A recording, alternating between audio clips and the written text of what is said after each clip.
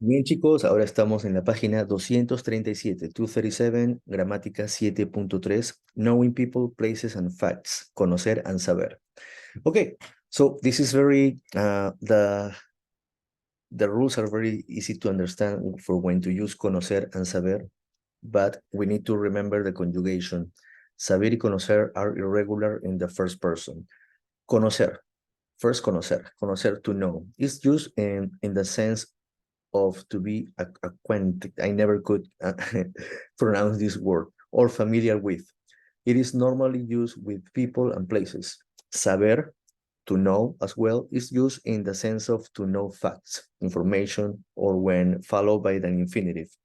To know how to do something, period. Here are the present tense forms of conocer and saber. In my own words, what I will tell you is conocer. You're going to use conocer when you know something physically or someone physically. Yeah, conocer. Saber is when you know the information. You know information. Or for skills, like to know how to play the guitar, to know how to sing, etc. Yeah, that's the key word in my opinion. Conocer, physically. You've been physically there, or you know the content of physically.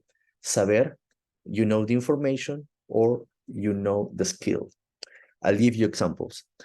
The conjugation first, muy importante. Conocer, yo conozco. Sí, yo conozco. Tú conoces. After the first conjugation, you're going to apply the ER conjugation that you normally know. Tú conoces, usted, él, ella conoce, nosotros conocemos, vosotros conocéis, ustedes, ellos, ellas conocen. Saber, the yo form is sé with accent mark. This sé with accent mark, we use the accent mark to make a differentiation from the reciprocal sé, or also called the accidental sé, or the say that becomes the indirect object pronoun when you use two L's together. If you remember the topic, that's why we use an accent mark to make it different than the other says that we know in Spanish. This say is to know. I know. Yo sé. Tú sabes, él sabe, nosotros sabemos, vosotros sabéis, ellos saben. Yeah. So here, let's apply the rules that we just shared. ¿Conoces muy bien la Ciudad de México? Todavía no. Do you know Mexico City very well? Not yet. Here, if you're talking about physically, that's the key. Do you know Mexico City very well? So that means, have you been physically there? Have you been physically there? Do you know the streets? Have you been physically there? That's why you say conoces. You don't say sabes. Yeah, that's the key. ¿Conoces a Juan Fernando Chen? Do you know Juan Fernando Chen? Sí lo conozco y sé que vive en Costa Rica. Yes, and I know that he lives in Costa Rica. Let's see. ¿Conoces? That means, have you met him in person? ¿Conoces? Sí, yes, I know him. And I know that he lives in Costa Rica. Y sé, information. I know this information. He lives in Costa Rica. That's the difference. Saber y conocer. Another example. ¿Y sabes su dirección en Costa Rica? And do you know his address in Costa Rica? Information. Saber. No, no la sé. No, I don't know it. We still use saber because we're still talking about information. Skills. ¿Sabes nadar? Do you know how to swim? No, no sé nadar. No, I don't know how to swim. Skills, saber. Saber. ¿Sabes dónde está el restaurante? Do you know where the restaurant is? Information. ¿Sabes? I might tell you, I know where Piccolino restaurant is. That's information. But I don't know Piccolino restaurant. I've never been there before physically. So that's why saber is used here for information only. ¿Sabes dónde está el restaurante? No, no lo sé. More examples.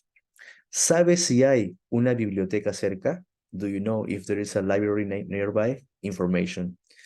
Now, note that we conocer, the preposition a precedes the direct object noun when that noun is a person. This use of a is called the personal a, and has no equivalent in English. Every time that the object is a person, you need to use a. For example, ¿conoces a Camila Piatelli? Do you know Camila Piatelli? In other words, have you met her in person? Sí, y conozco también a su hermana. Yes, and I also know her sister. You see, conoces a. Why? Because we're talking about Camila, and Camila is a person. Sí, y conozco también a su hermana. Her sister is also a person, of course. Next example. ¿Y conoces también a su amigo Eloy? And do you also know her friend Eloy? No, a él no lo conozco. No, I don't know him. A él. No, to him, I don't know, in other words. Bien, so that's the trick. So don't forget, saber, information, and skills. Conocer, physically. You know physically someone or a place or the content of a book, for example. Yeah. Let's do number one, ejercicio número 5, let's do only number 1. El señor Rafael Londoño llegó la semana pasada a su nueva casa en el barrio San Fernando de Cali. Completa las preguntas que le hace a su vecino, Imad Yassin, con la forma apropiada de conocer o saber. So we need to use saber or conocer. Let's see. Usted. Okay, we have usted.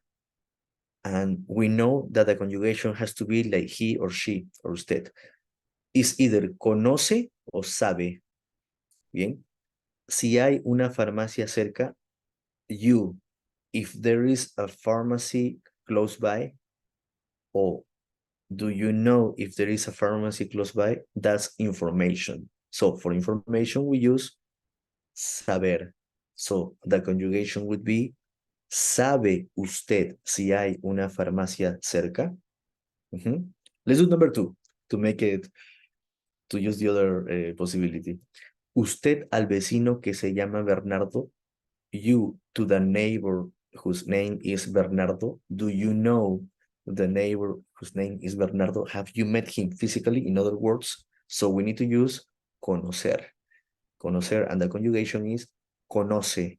¿Conoce usted al vecino que se llama Bernardo? Muy bien, chicos. Thank you for watching this video. I'll see you in the next one. Bye.